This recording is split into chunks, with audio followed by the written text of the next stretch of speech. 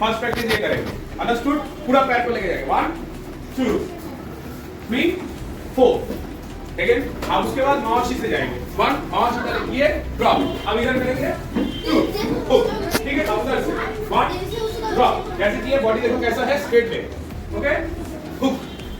इससे क्या होगा, मेरा उशिरा माउशी जब हम करेंगे ना तो ऐसा फालतू का तरह नहीं होगा, ऐसा नहीं होगा, क्लियर?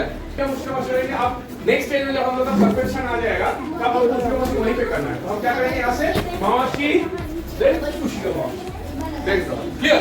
फिर यहाँ से माउशी, ठीक है, उशिरा माउशी, ओके? अब पूरा हम रोटेट कीजिए, माउशी सॉरी उशिरा माउशी, ओके? तो 3 पार्ट में इसको प्रैक्टिस करो, चलो।